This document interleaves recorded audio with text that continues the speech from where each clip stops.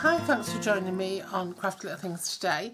I'm Andrea and I've got this gorgeous last minute box. This was the same as one that I made, a last minute gift for my dog groomer.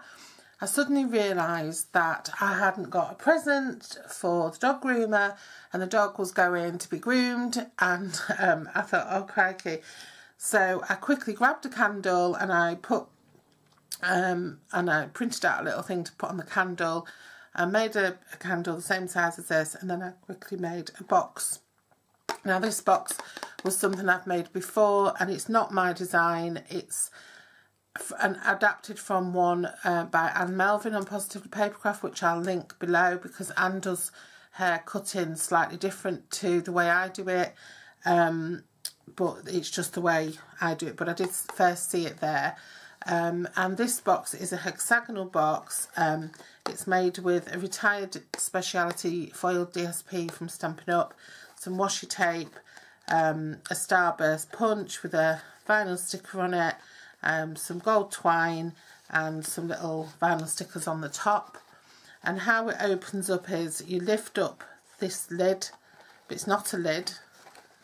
You lift it up and it opens like a cracker, and then your gift is inside. And this is why the ribbons are hanging out, because in my case the gift is a candle in a foil and gold bag.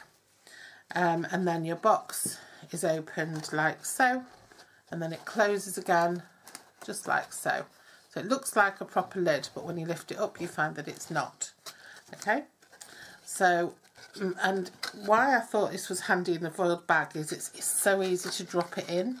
And this is quite a big candle as well, so it's a good substantial size.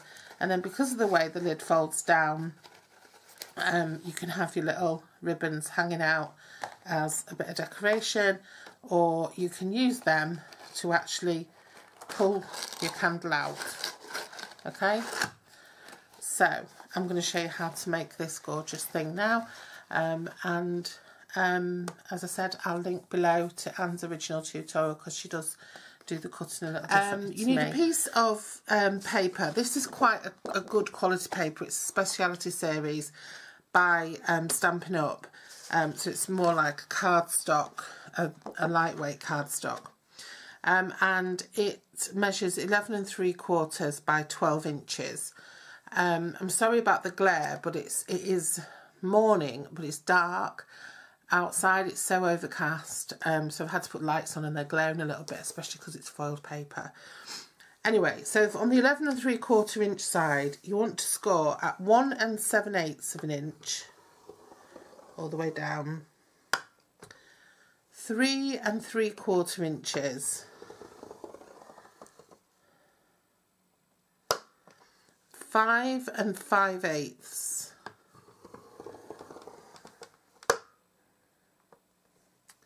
7 1/2,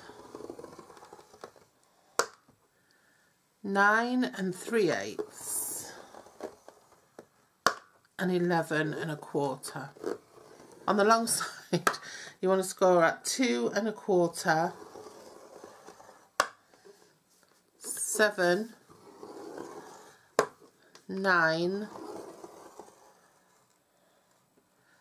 and 11. Okay,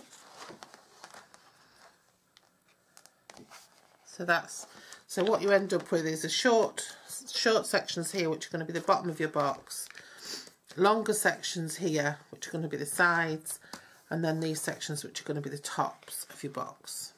Okay, now what you want to do is turn it over, and on this you've got 3 score lines. So you've got your shortest score line here, so you're on the short side of your paper, okay, and you've got your shortest score line at the top.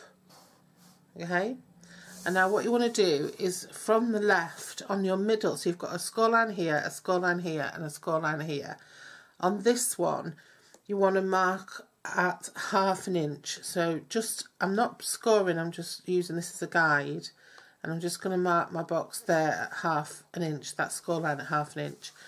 And then what I'm going to do, I'm going to move it up so the next vertical score line is at 2, and then I'm going to just use that as a guide again, and I'm going to measure 1/2 inch. Now you can do this with a ruler if you want. I'm going to move the next one across to 4, and I'm going to measure it 1/2 inch. All you want is a 1/2 inch score line, little 1/2 inch little mark on each of these sections. Okay, so then if I move the next one across to 6, just go down that 1/2 inch. The next one I'm just going to move across to 8. Just go down that 1/2 inch. Like I say, you just get your ruler out and do it with that if you want. But I'm just going to do it on my scoreboard. So now each of those, there's a 1/2 inch mark on each of those lines, okay, on each of those sections. So inside each of the squares, you've got that mark. Now, what you want to do next is burnish your score lines.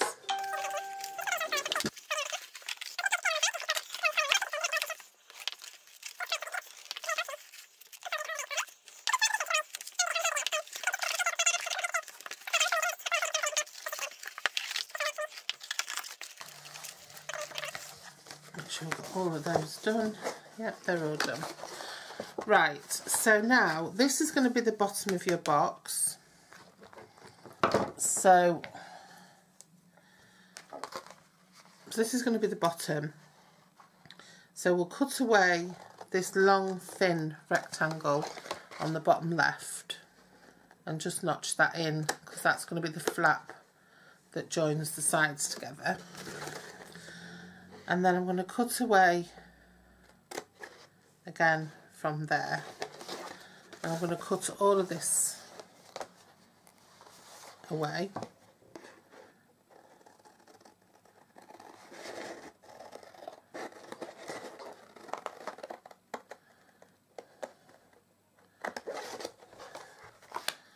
Okay.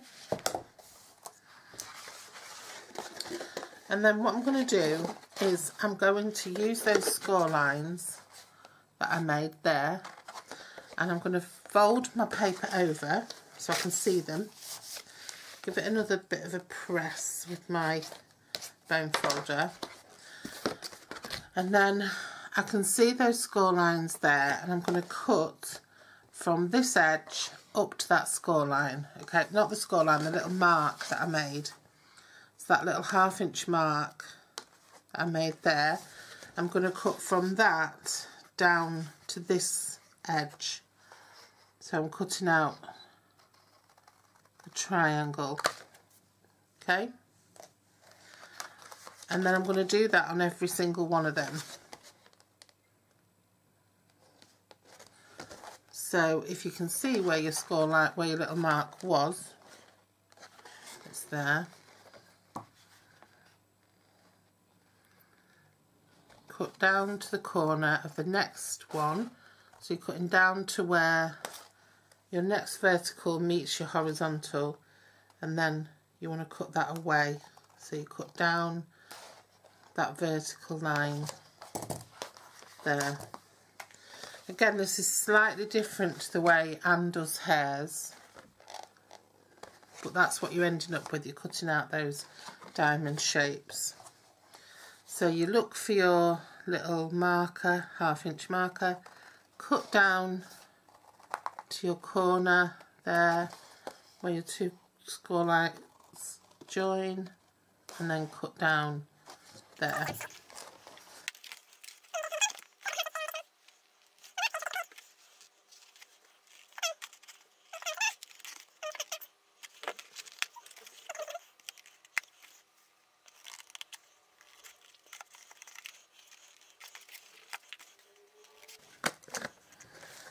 Okay, so you've got that shape going on. Can you see that okay? Yep. And now what we're going to do is we're going to cut up each of these verticals And we're going to just notch in slightly to remove bulk.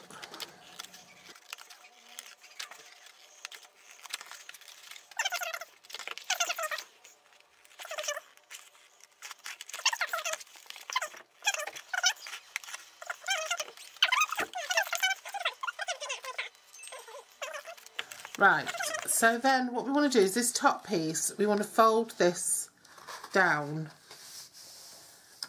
and burnish it. Now, because this is plain, you can either leave it plain, which looks fine, or you can put some washi tape around it like I did. And that's probably what I'm going to do again this time. So now your box just goes together like this. Okay, so this needs gluing or taping and attaching onto there, and then we have this little overlap here, and what we do here is when we get there we just put a little bit of double-sided tape, and that just joins it on the back side, and that just joins it together. Okay, so we'll start to put it together now then. So if we get the Tombow or whatever you're going to use, I'm going to just put that on that flap there. Just be really extra careful because this is a metallic paper and it's got a glossy sort of finish as well, so it just slides about. Give that a good press. Give it a press with the bone folder. And then what I'm going to do is I'm going to make the bottom next. So push the top will automatically go down. Push it all in, and then what I'm going to do is I'm just going to do opposites attract. Okay, opposites to opposites. So I'm just going to pop down my first one, pop a bit of glue on, pop down my next one.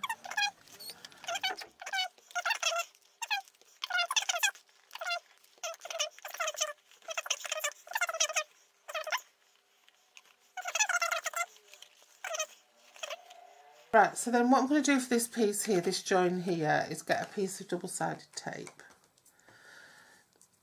And I'm just going to fit it very closely to the edge of one piece. Okay, like so. And then cut it so that it's right at the bottom there. And I've cut it at a slight angle just so that it goes up into the inside. And then I'm just going to pop that edge to edge on it. I'm not going to overlap it or anything, I'm just going to put it edge to edge. And then what I did was I got this gold washi tape, which I think comes from the same collection as the paper, which was a retired Stampin' Up one.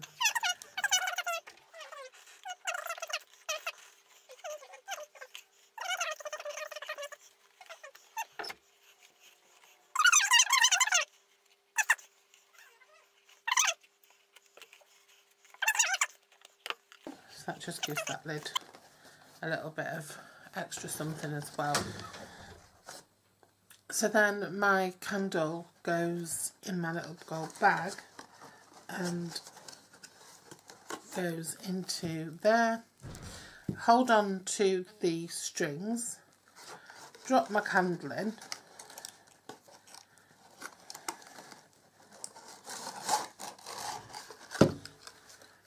and then I close my box, and then they can hang out like that. I'm going to use these Eastern gold vinyl stickers, and I'm going to put some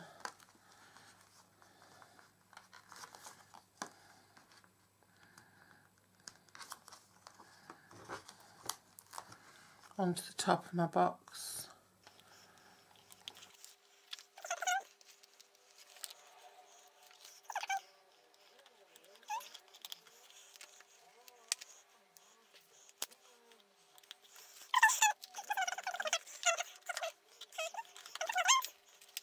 I'm going to punch out one of these starbursts,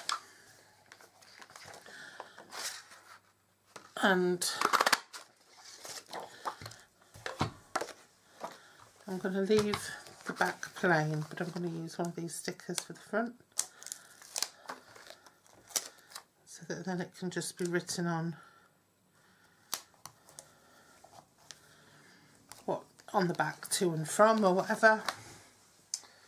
And then I'm going to just use crocodile, just whack a hole in there, and then this gold twine, sorry I'm getting right messy, and I'm just going to wrap this around a couple of times.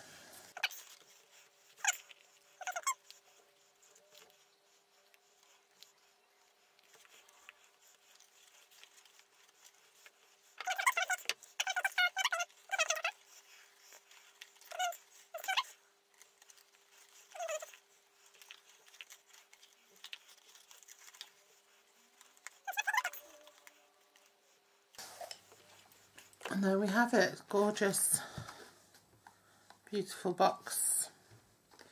Okay, so thanks for joining me, and I'll see you again very soon.